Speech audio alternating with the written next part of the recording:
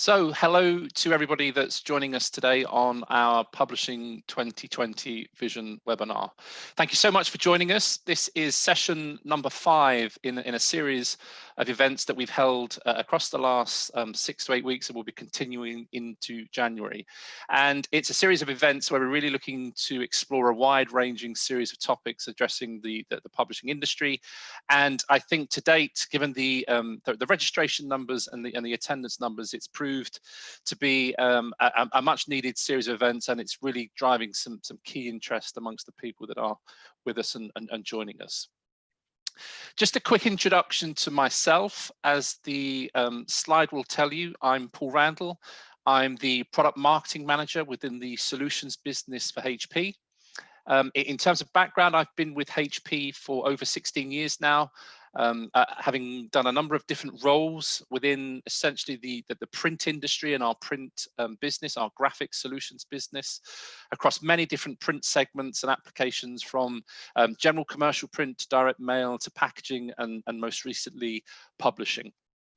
In actual fact, this is the second time that I've been involved in a publishing industry role for HP, that the first time being some 8 or 9 years ago. And it's been fascinating to see over what is a relatively short space of time that the changes and developments that there have been. So I am, for one, again, looking forward to the input and the insight that will be shared from our panelists across the session today. Just a couple of quick points of logistics. So each of the speakers will come in and introduce themselves along with our moderator in just a moment. Throughout the session this morning, you'll see input from a number of different speakers. We would encourage you to ask questions throughout the session. So please use the chat function at the bottom of your screen to ask any questions that you have on the topics that are being raised and the topics that are being discussed today. So please feel free to enter those at any point throughout the morning or throughout the session, and we'll do our best to cover those off as we move through. So just looking at why HP then, and why the Publishing 2020 Vision series of webinars. Firstly and quickly, HP. So as an organization, HP has an entrepreneurial spirit at the core of our business. The company vision is to create technology that makes lives better for everyone and everywhere. It's a vision that guides everything we do and how we do it. It's true to the original inspiration that our founders had for our company. The company mission is, in essence, to keep reinventing. And that's a philosophy that we're now applying to the publishing industry. So the 2020 webinar series is adopting that same forward-thinking philosophy. The webinars are to explore a wide range of topics and trends that are affecting the industry, and looking at the transformation, the driving change moving forward. And undoubtedly, in the last 6 months through the global pandemic, there have been a lot of transformational changes, and I'm sure these will continue to be seen for many months ahead. But ultimately, the goal behind this series of events is to explore the changes and developments that are happening through 2020 and beyond. So just quickly then, reinforcing why HP. We're excited, as I said earlier, to be involved in these sessions, and looking at the publishing industry specifically, it's an industry that has huge significance and importance for HP. It's an industry where we've been providing print technology solutions for over 30 years, and within the last 12 years have been providing print-on-demand solutions for much of the publishing industry.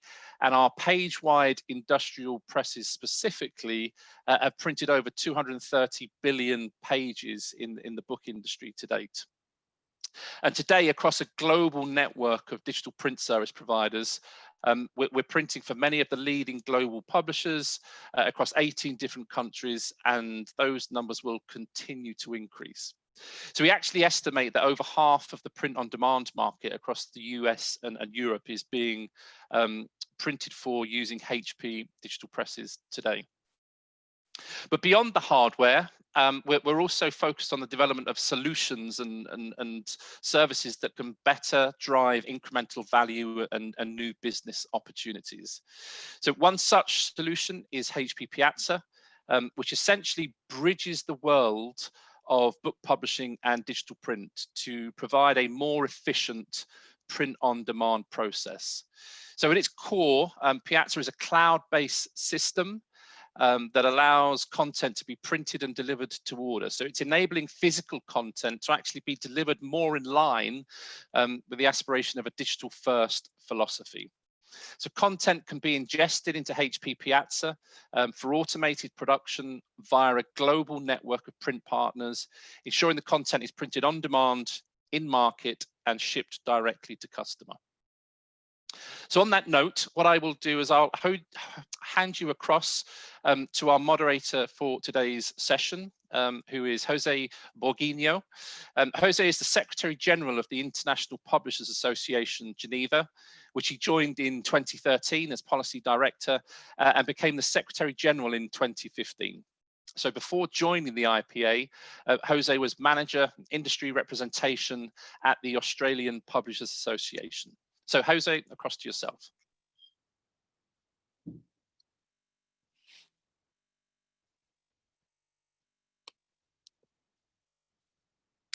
Am I on? No.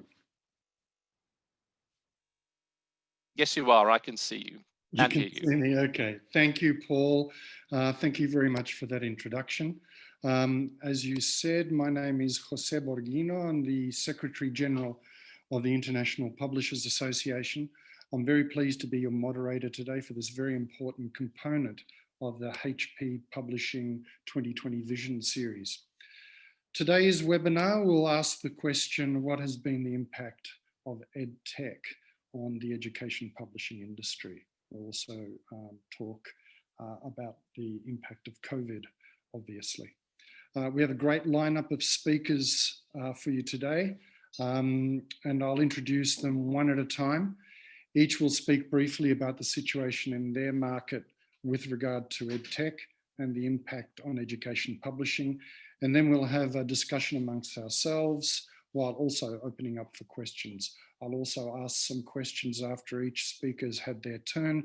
So please use the chat function at the bottom of your screen, send us your questions, and I'll try to direct them to the speaker or the panel. We're recording this session. Before I introduce the speakers, we should try to understand the specificities of the educational publishing market around the world. So let me first set the scene by talking briefly about the IPA's Educational Publishing Forum, or EPF. This group is a committee of the IPA and has existed for about 12 years. It comprises K-12 educational publishers from around 60 countries around the world. It has identified 3 key principles for educational publishing. Firstly, choice. Educational publishers are constantly innovating to create high quality resources that teachers can use in their classrooms. Every classroom is different and every teacher should have a choice about the resources they want to use in those classrooms. The second principle is local solutions. Education everywhere in the world is local, local, local. In each country or region, it is determined by the local language, culture, and curriculum. And the third key principle is collaboration. The best educational outcomes are a product of intense collaboration between publishers, teachers, researchers, and governments. Educational publishers should be considered as crucial stakeholders in the production of educated, socially engaged, and productive citizens. These principles are especially relevant to the K-12 education sector, but they also implicate the other education sectors, including higher education. The key question for today then is, how is EdTech impacting this scene? Let's turn to our speakers. The first one is Kiarie Kamau. He is the Managing Director and CEO of East African Educational Publishers, a leading publishing house in East and Central Africa. Kiarie is also a council member of the Kenyan Publishers Association, a member of the Council of Management of the UK-based African Books Collective, and a member of the International Publishers Association Copyright Policy Working Group. Over to you, Kiarie. Thank you very much, Jose. It's great to have you as the moderator of this session.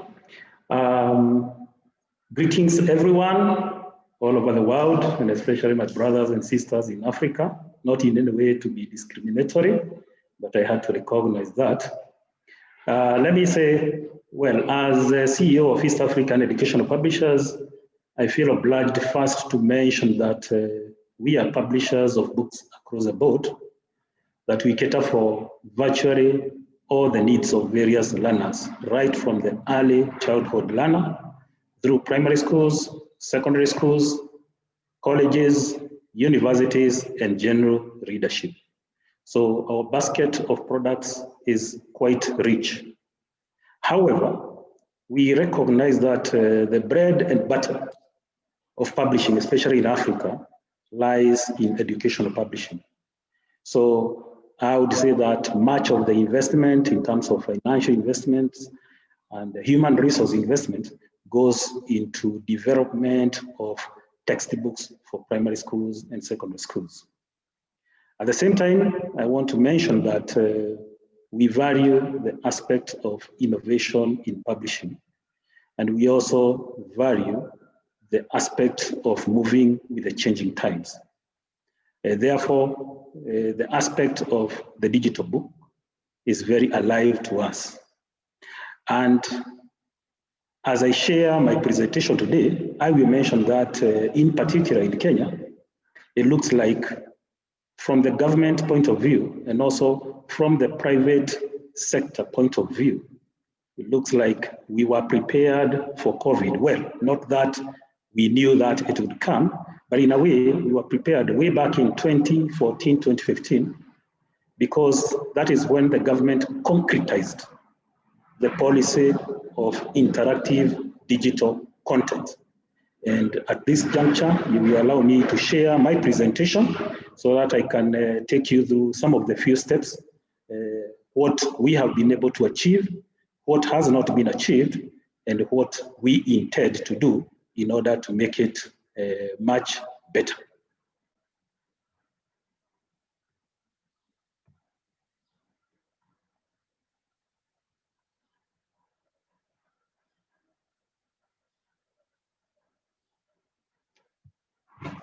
So as you can see on the screen, we are recognizing government policy, right at the Ministry of Education and working with the Kenya Institute of Curriculum Development, the development of a digital learning program. These are initiatives that started way back in 2014, 2015.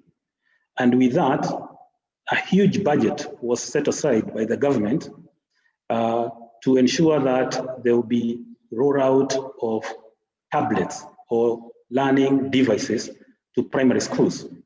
So in 2015 and 2016, approximately 2 million devices were rolled out to grades 1 and grades 2 pupils in primary schools in preparation for digital learning initiative. At the same time, the Kenya Institute of Curriculum Development proceeded to develop the Kenya Education Cloud. And it is on this cloud that all the digital learning materials are uploaded, both by the KICD itself and also by private publishers, so that it is made accessible to learners in the country. The government also proceeded to form a digital caucus, and this caucus incorporated key officers from the Ministry of Education, as well as from the Ministry of ICT. So we can say about 5 years ago, there were clear indications that at government policy level, we were preparing for rollout of digital learning. However, the speed at the development of the content was not very good. And this was purely because of the issue of cost and expertise. So the ball was on our side as publishers to come up with interactive digital content, and recognizing that already the learners were familiar with the digital content through the video games that they would play, through the stories and the cartoons that they would watch on TV and other devices. So we proceeded to get experts in the area of development of digital content, locally and also offshore. The cost impacted, especially on the interactive digital content. So we started with the ebooks, which is easier to do, as well as revision materials. That was done. And we have also been partnering with online platforms that are able to make the content accessible to learners across the board.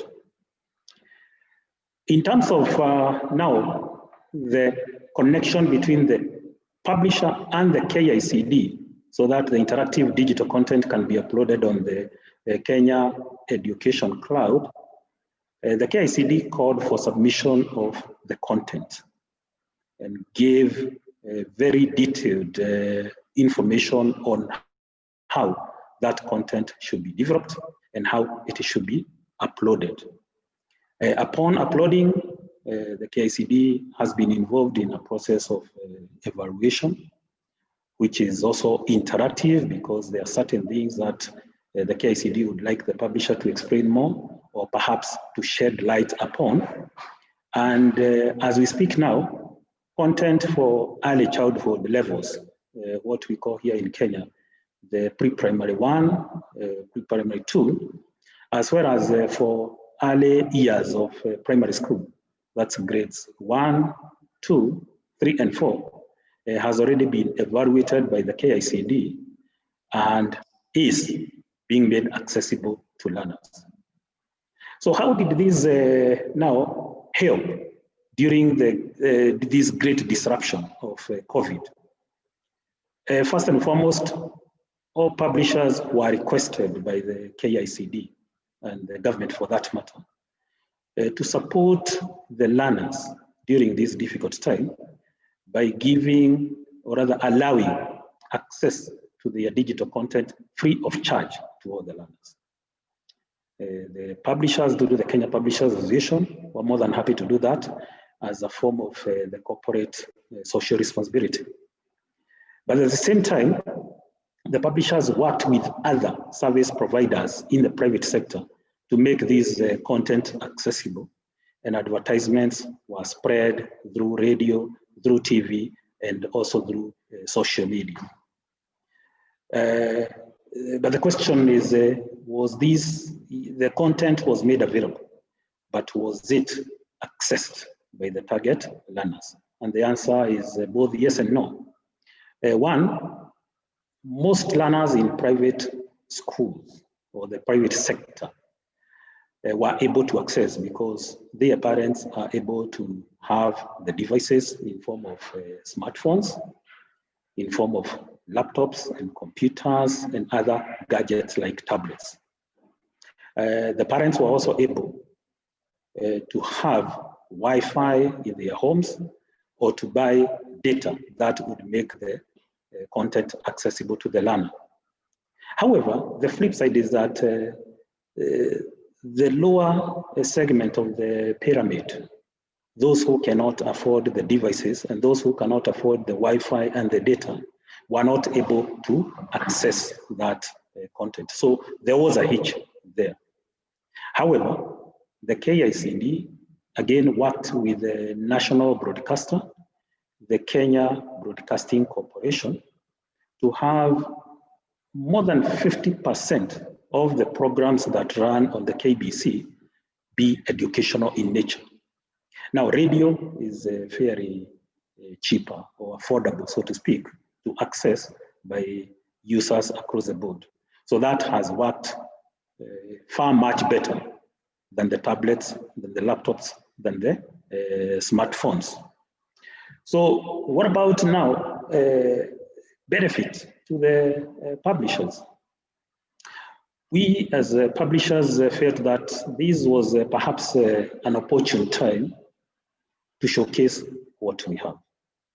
It is not essentially a time to make money or to get a return on our investment, but it was a time for not only giving back to society, but also publicizing, marketing, and basically showcasing the broad content that we have in form of storybooks, in form of comics, in form of textbooks, targeting various subjects. The subjects are about 12 of them, which are compulsory. And it was also an opportunity to discover and work with more and more service providers in this sector. Some of these service providers are, we have mentioned them on the screen. World Reader has been there. We've been working with World Reader for the last 4 to 5 years in the area of storybooks and library books. E-Kitabu, which basically means e-book. Kitabu is a book in Kiswahili. There's also another one called Revision Wise, and which has got a very interactive platform of multiple choice kind of examinations. So again, it has been an opportunity for those who are able to come up with the platforms for, uploading the digital content, making it available to the users to showcase their products. And in terms of development and also showcasing the content, we have worked with local service providers and also, service providers from places like India, Dubai, and even China. I want to say the publishers have consciously invested, and they will continue to invest in this area. The publishers have deliberately, in their strategic plans, set aside a section for a specific area of digital content, recognizing that these will continue to exist alongside the print. We are not saying that the print will be a thing of the past, but we recognize that going forward, the digital content and the print content will continue to coexist. No one is able to predict with certainty when there will be a flip, that there is more digital than print. But what you can say that perhaps in the next 5 to 10 years, we are likely to see this kind of coexistence between the print and the digital. In terms of the collaboration between the commercial players and the government, it's working well, because the KICD, the Ministry of Education, the Ministry of ICT is always constantly consulting publishers on the rollout of the different programs that they want to roll out. Currently, there is a piloting of certain materials, and publishers are involved in that piloting in various counties in Kenya. And what we want to see is most of the publishers who are players, big players in Kenya, have also invested in the region, in Tanzania, in Uganda, in Rwanda, Zambia, Malawi, and beyond. We are also rolling out these initiatives in those countries in 2021, 2022, going forward. So basically, that is status quo as we stand. Much more needs to be done, certainly, but you can say it's good that we had started a while back and we were not caught flat-footed. Thank you very much. Thank you, Kiarie. That was fascinating stuff. We'll probably get back to you with some questions. I just need to keep things moving for the moment as time is ticking past. We have 74 people watching us. So if any of you have some questions, please use the chat function down the bottom. But to keep things moving along, I'd like to introduce our next speaker, who's Erin Kinard, who's the Vice President of Product Management and Strategy for Core Solutions at Houghton, Mifflin, Harcourt. In this role, she is responsible for the overall success and profitability of the English language arts, social studies, maths, science, and world languages core product lines. Erin and her team of product managers develop HMH's product line vision, strategy, and roadmap. Over to you, Erin. Thank you, Jose. It is an honor to be with everyone today. I just want to make sure, Jose, can you hear me? And you can see my screen okay? Yes, I can. Perfect, perfect. Kiarie, thank you for that excellent presentation. It was really fascinating to see all the connections between the work that your organization has been through over the last year plus, and what's going on in the U.S. market. As Jose said, I'm Erin, Kinard, Vice President of Product Management and Strategy at Houghton, Mifflin, Harcourt. Easier said, HMH. HMH, if you're not familiar with it, is a global learning company. We serve over 50 million students and 3 million teachers in over 100 countries through what we see as a powerful combination of professional learning, evidence-based curriculum, both core and supplemental, and powerful data and insights from assessment and educational technology to really drive student and teacher growth and outcomes. We believe that the best that educational technology really extends the teacher. It doesn't replace the teacher. We know that teachers have to support students across the entire spectrum, and that educational technology can really help teachers differentiate instruction as best they can. We've been through like everyone in the world, a tremendous change over the last 6 months or so, and the global pandemic. We see COVID-19 in the U.S. market really as being the tipping point that's pushing the industry finally to a 1-to-1 student device ratio, and that is really it's pushing our organization to really move towards a digital first transformation. Kiarie spoke about the continued existence of print and digital, and we also believe that print and digital will continue to coexist, but we're really seeing a shift in the market towards a more digital learning environment, where we previously have developed print programs and then created digital supplements to go along with those print programs that were sometimes given away for free with the purchase of the print, into a more blended environment that we saw, about 10 years ago. And now what we've seen certainly in the past few months with the shift to fully remote instruction is a complete focus on the digital, with the print really, as a supplement to that digital instruction. There are some statistics on the left side of your screen that just show that how quickly it's great that the government of Kenya was ahead of the game and had initiatives to get devices into everyone's hands back in 2014 and 2015.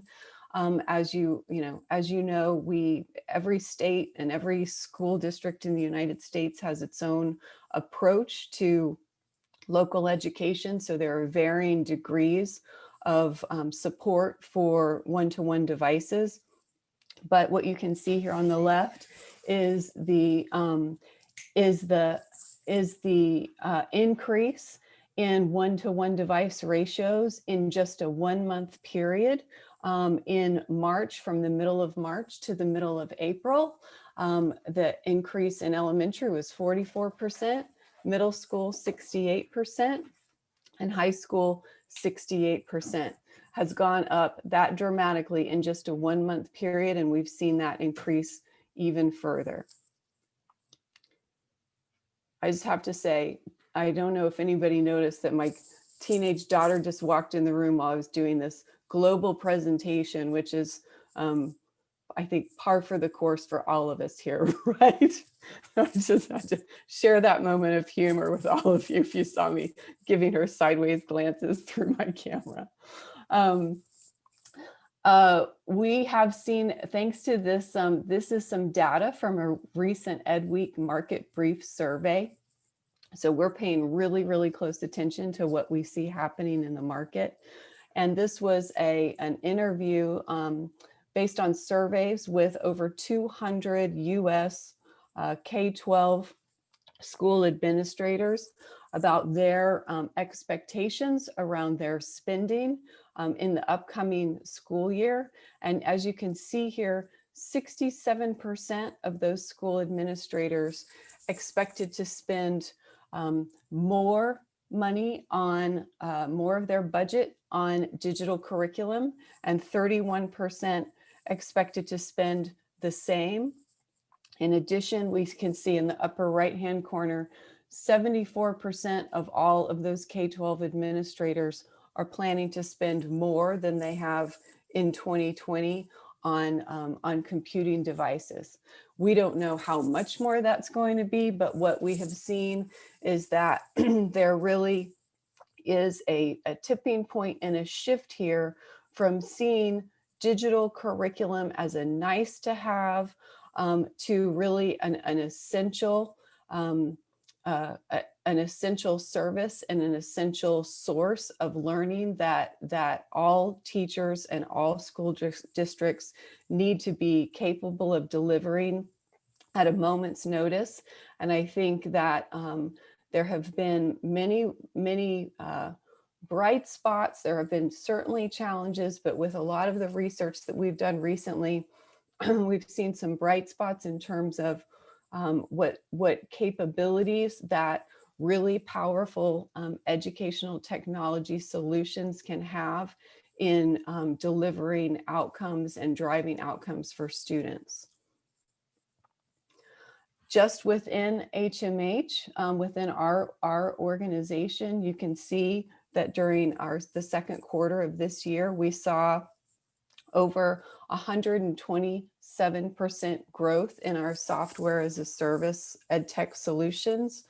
We also saw over 430% growth in the usage of our platforms. So obviously immediately as the shift to remote learning happened, we saw an immediate increase in both our current platforms, our digital platforms and solutions, as well as legacy platforms where teachers and students began leveraging the digital assets that they had access to, but may not have even been aware of because they were really focused on print solutions and face-to-face learning. That shift to remote really drove usage of those digital solutions. And we're getting incredible feedback in terms of what that user experience is like and where the points of friction are. And we're using that data to really drive the development and enhancement of our solutions moving forward. We know we need to provide a very frictionless experience for students and teachers. We know that the challenges, similar to what Kiarie was mentioning, are around access and equity and making sure that every student has access to the internet to support that digital learning. We haven't, certainly haven't achieved 100% access and equity, but there are initiatives all over the country supporting that access. Again, we are also seeing a need still for print resources and print on demand. And so the focus on the digital delivery doesn't necessarily eliminate the print, but we do believe there's going to be a continued increase in the uptake of our digital solutions. So really this moment in time has accelerated HMH's, in particular our transformation from an educational publishing company that has been really focused in the past on great content. We've been in the business for over 180 years. And we've really been focused on the last several years to transforming into a learning company that's focused on great outcomes. And really with the acceleration that has been provided, forced on us by the pandemic, we're moving beyond a learning company to a learning technology company. So Jose, that is it from me for unless there are questions. Thanks, Erin. There are a couple of questions, but I'm really aware of the time. I think we should go straight to our next speaker, and we'll come back to the questions if that's okay with everybody. Perfect. Thank you. So the next speaker is Fei Chen Li. She's currently the Senior Advisor to Times Publishing Group in Singapore. She was Head of Publishing at Marshall Cavendish Publishing Group from 2008 to 2019, and was responsible for formulating and implementing strategies to grow the group's publishing operations worldwide. Fei Chen has worked in publishing businesses in Singapore, Hong Kong, Malaysia, and Thailand. She was instrumental in setting up Times Publishing Group's electronic publishing business, and prior to that, she worked at the Ministry of Education in Singapore and as a lecturer in Hong Kong. I should also mention that Fei Chen has written an illuminating chapter entitled "What is Education For in the 21st Century?", which is contained in one of the IPA's recently released State of Publishing reports, which are available on the IPA website at www.internationalpublishers.org. After that commercial, over to you, Fei Chen. Thank you, Jose. That was so glowing a commentary. I could hardly recognize myself. Thank you so much. Good evening or good afternoon, everyone. You're in Europe and I'm here in Asia, in Singapore. Thank you all for attending this seminar with us. This webinar actually is very close to my heart because when you talk about EdTech and digital publishing, I'm still with Marshall Cavendish. When we started, that was like maybe 20, 30 years ago. So let me share my screen first with all of you. And yes, I think this is the one. The COVID-19 has actually taken us all by a big surprise. I think all of us that it was something that hit us. The world, many people were not ready. We're fortunate that Singapore, we were ready. And we have been actually preparing for this since, of course, we had the experience of SARS in Asia as well. So that was, in a way, a great learning experience for us on how to cope with COVID. To give you a little bit of background, actually with Marshall Cavendish Education Singapore, we are actually one of the largest textbook publishers with the Ministry of Education. And most of the schools in Singapore will use our textbooks, be it in maths or science or all the core subjects. And we have been a publishing house for the last 50, 60 years. And actually, when the internet started, everyone was kind of keen and yet apprehensive about going into digital publishing. So in the 1990s, we were already starting to take some small steps, I would say very gingerly, because nobody knew how to do things. And we were actually experimenting. And of course, as most of you know, I mean, EdTech, this term itself has been around for a long time. When I was in the Ministry of Education, education technology was about preparing cassette tapes, having the overhead projectors. You play some videotapes, play a little bit of Shakespeare, a play, and then you have a discussion. And that was how you incorporated EdTech into your lessons. But then, of course, as we moved along, the internet came along, and then we realized that, oh, we have to do a bit more. So actually, we started with CD-ROMs in 1990s. I think it was around 96, 97 that the government of Singapore decided that it wanted to be a digital nation. So our journey more or less matched that of the government. because we realized that we needed to prepare our contents for the students as well. So given the 20 years of experience, when COVID hit us, it was a shock to everyone, but I think our government decided, of course, that they would close the schools for the safety of everyone involved. And so all of a sudden, we found ourselves plunged into the like a reality show, right?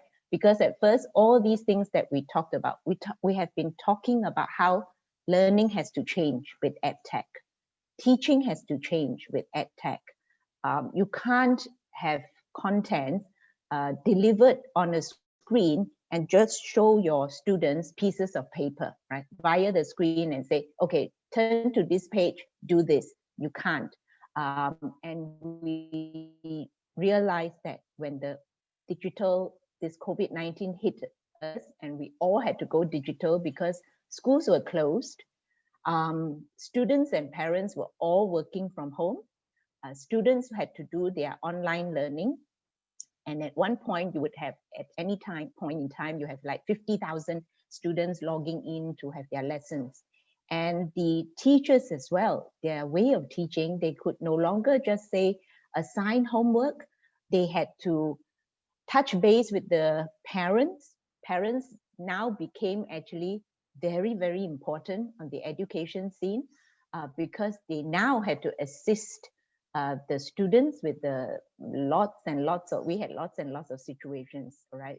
Lost passwords, forgot passwords. Parents were questioning, like, why is this platform this way? Why can't I do things that way? What did the teacher say that we have to do? So there was a lot of collaborative learning. It was interesting. And our contents, we were very fortunate that, like I said, that we had been preparing for the last 20 years. Our contents for the various subjects came to be used by almost all the schools, primary and secondary. The platform itself was widely used because our platform, essentially our learning management system platform was, at first it was for the delivery of contents, but after a while when the teachers were more adventurous and had developed their own contents, many of them were also using the platform to do things like collate reports, assign homework, take attendance of the students, prepare or reserve facilities for class presentations. So all that platform was being used, and then all of a sudden we found a great demand for many, many of our digital resources as well. So we became a content provider, we became a service provider. I remember that my help desk, for instance, the Marshall Cavendish help desk, we doubled the number of people on it because essentially people needed to know what is happening, and I need help, you know, with my children because we have problems logging in. Teachers were logging in as well, trying to do their homework before they had the lessons the following day. So it was actually a very, very interesting time for all. Let me stop here and share. Okay, I'm going to try and share this one. Okay.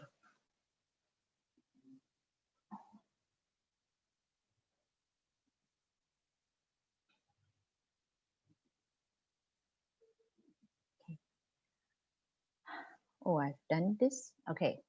Now I was asked a question, the impact that EdTech has had on print publishing.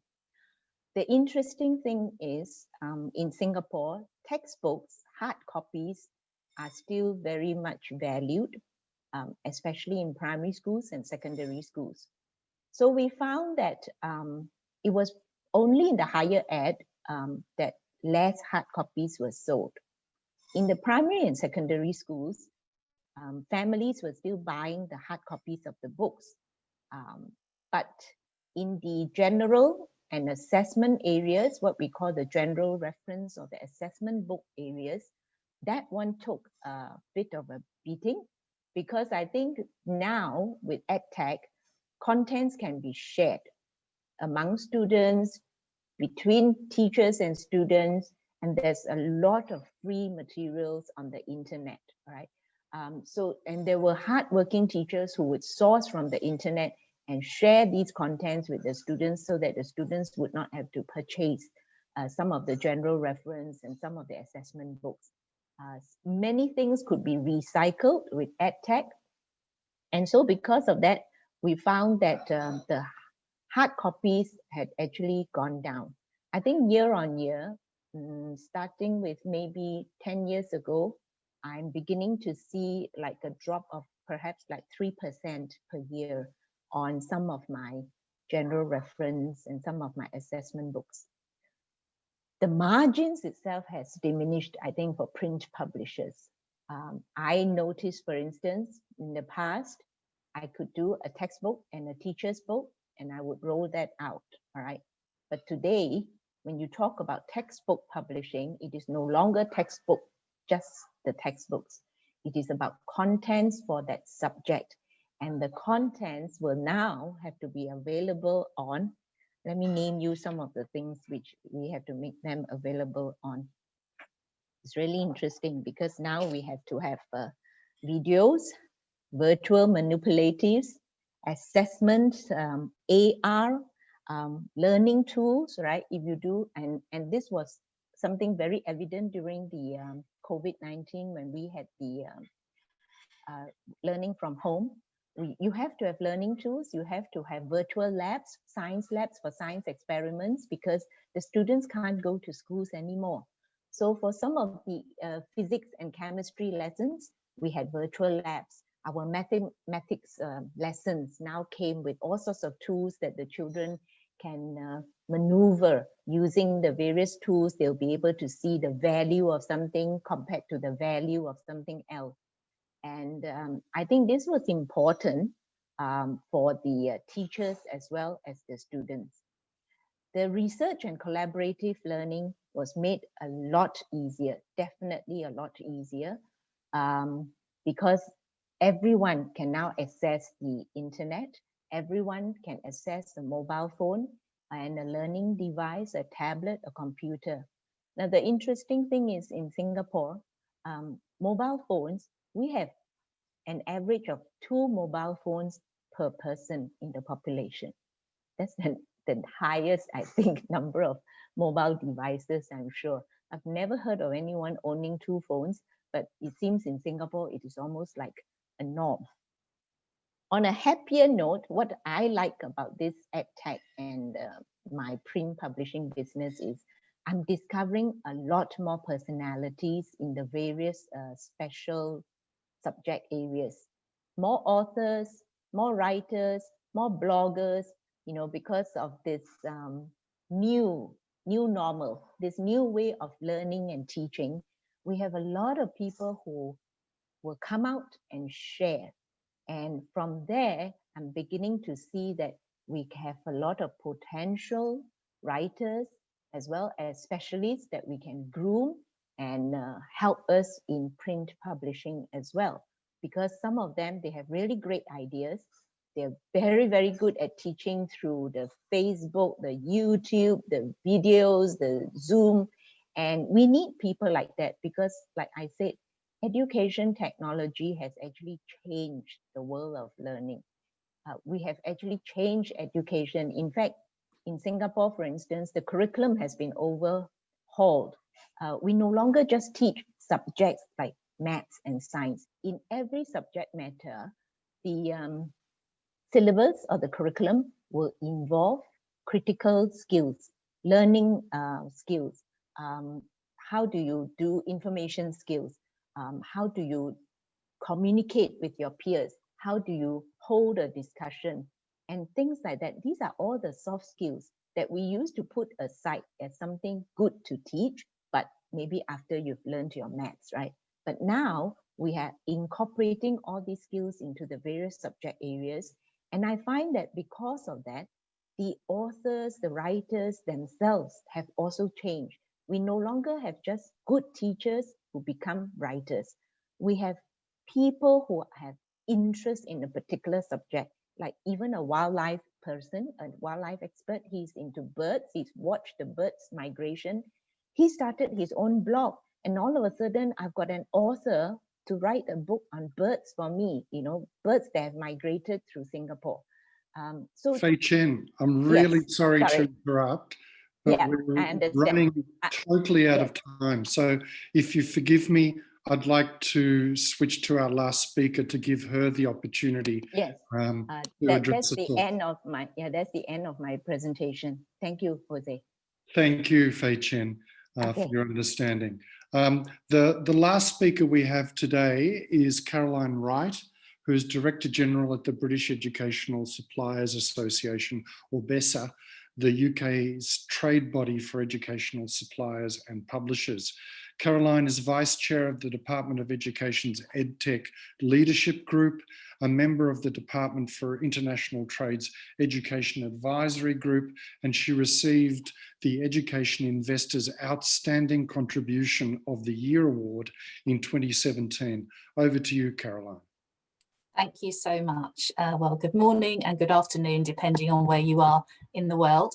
I will just share my screen with you. I have a couple of slides I'd like to run through very quickly. So yes, BESA, the British Educational Suppliers Association, we represent companies that make up more than 80% of the value of the UK market.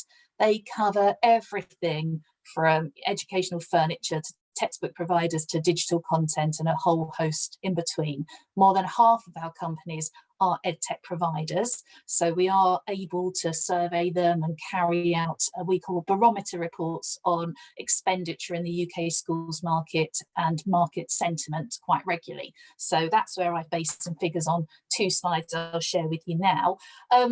The first slide just looks back over the last 4 years, and we have seen fairly tough trading conditions across most educational supply areas, not just digital.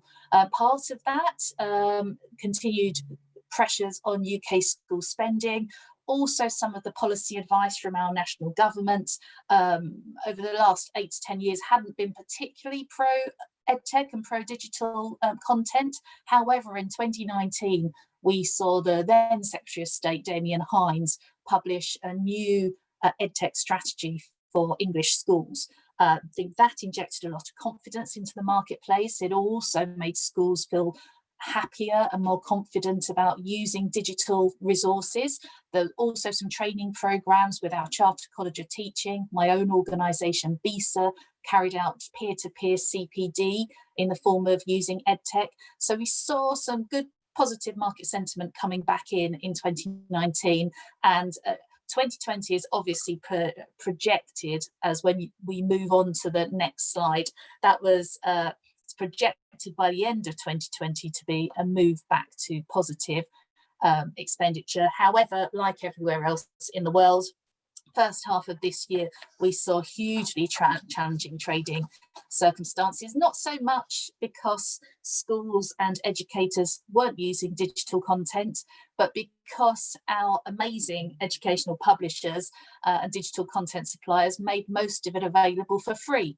I'm very, very proud of my BESA members for making more than £36 million worth of digital content and services available free of charge to schools and educators around the world, which accounts for, whilst they saw a huge increase in demand, that in terms of sales meant that things were very, very challenging for the first half of the year.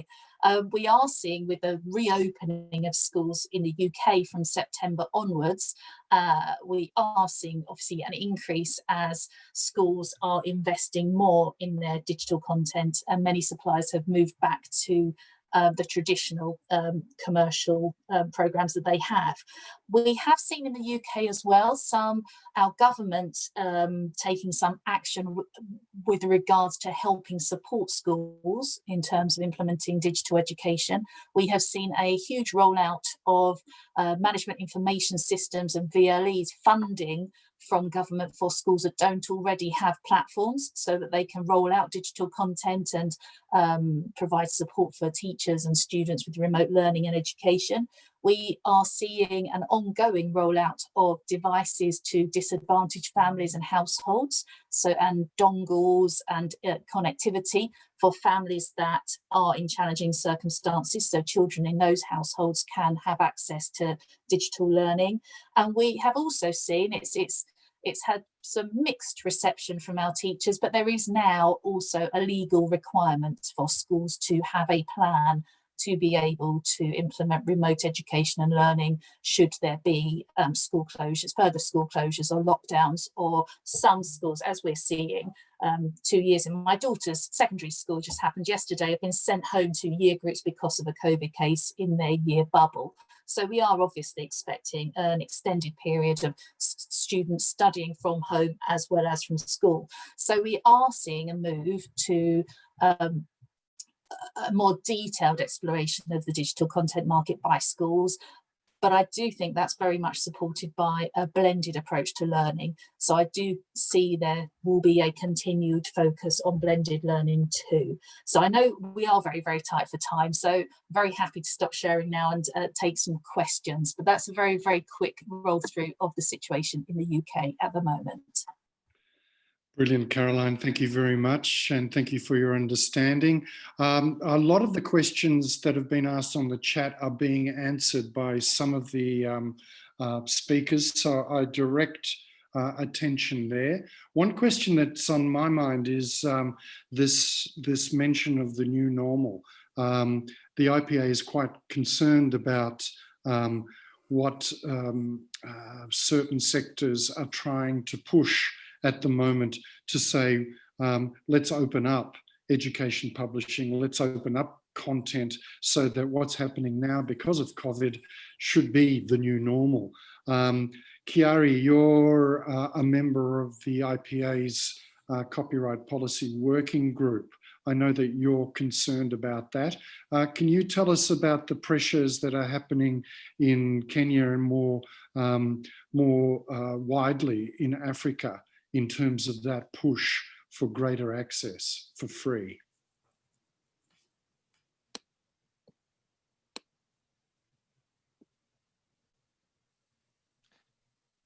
Kiarie, you need to unmute. You're on mute now. Sorry about that. I would say we are besieged as publishers. There is a lot of pressure, not just from the government, but also from users to have us give free access to our content. I mentioned during my presentation that as publishers under the auspices of the Kenya Publishers Association, we agreed to give free access through the KICD portal as a way of supporting the learners during the COVID time. But that is restricted to the COVID time because we also recognize that this is content that has been developed by others. This is content that the publishers have invested heavily to make available, and they certainly need a return on investment. And the others also need to have their intellectual work protected and well remunerated.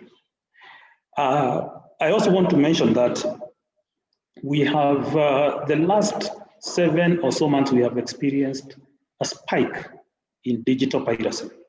There is so much of our material that is available out there on Facebook, Twitter, and all sorts of social media platforms being offered at throwaway prices.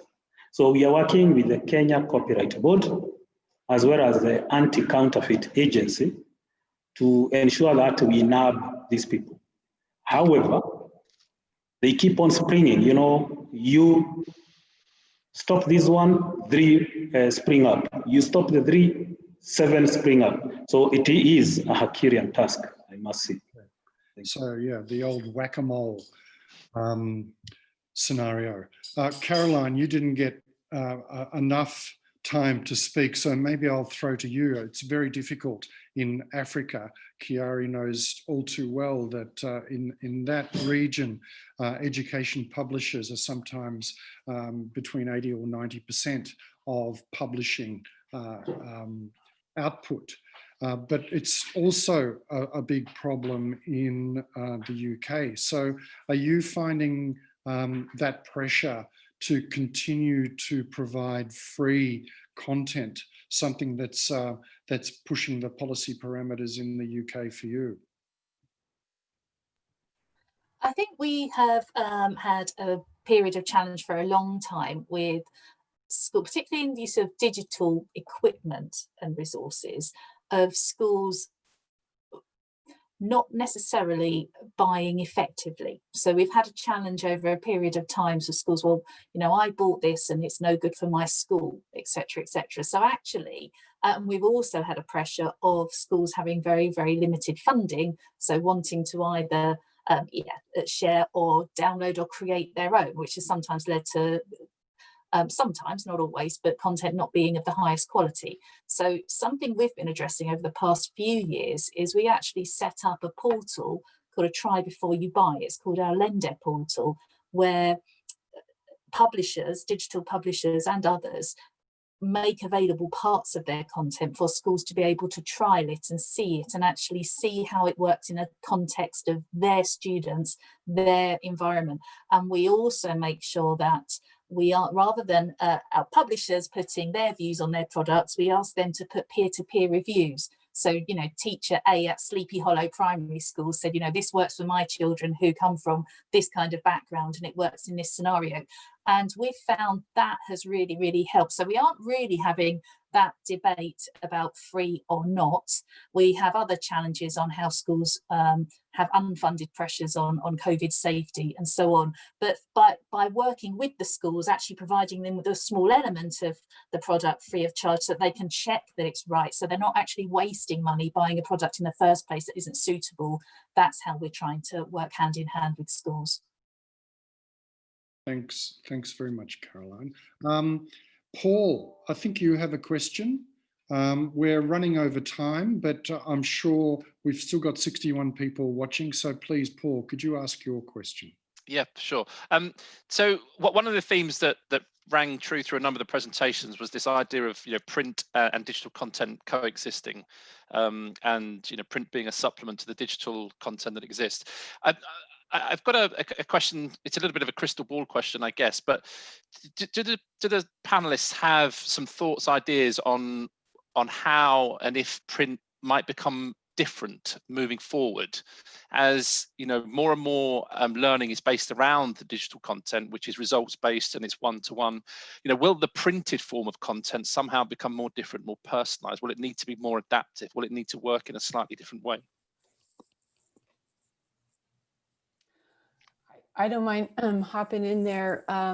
I can say that what we've seen in the US market in terms of it's interesting what you're saying about adaptive or custom. We've seen a big shift in the educational print delivery is more consumable soft cover versus hardcover. And when I say consumable, I don't mean traditional workbooks.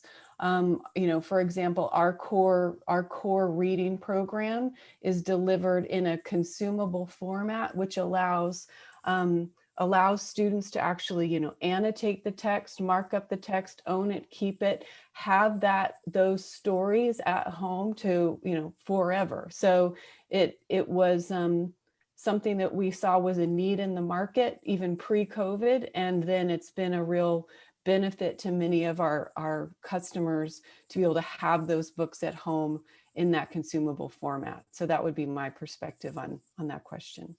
Thanks, Erin. Fei Chen, do you want to answer that question as well, please? Yes, I think a very interesting story I'd like to share is in Hong Kong, we did the maths curriculum, and we realized that because of this digital publishing, people could actually decide on what topic they want to teach first. So, you know, the maths textbook that I have in Hong Kong does not come in a linear form anymore. It is organized by topics, and you can shuffle it. It comes almost like in a ring folder, you know, the old-fashioned ring folder, and you can shuffle the topics. So if the teacher says, I, for one, do not believe that algebra should be taught before this, she doesn't have to. She can put the topic right at the end. and that is her choice for her school. So that was something that we did a few years back as an answer to people who realized that EdTech could make them learn in so many different ways, that it was no longer just a linear way. Yeah. Okay, thank you. That's fascinating. Paul, does that answer at least part of your question? It certainly does. Thank you. All right. I won't keep people for much longer. It's 5 past the hour. I'm really grateful for the 60 that have stayed this long. I'd like to thank our 4 speakers, Caroline, Erin, Chen, and Kiarie. It's been a fascinating hour. I'd like to thank Emma, the brains behind the scene on this. Thank you, Emma House. And thank you, Paul Randall and HP for putting this all together. Thank you very much. Thank you very much. Thank you. Stay tuned. I know that there'll be other HP Publishing Vision 2020 seminars and webinars. So stay tuned and log in. Thanks very much, everybody. Goodbye. Goodbye. Thanks. Good night. Bye.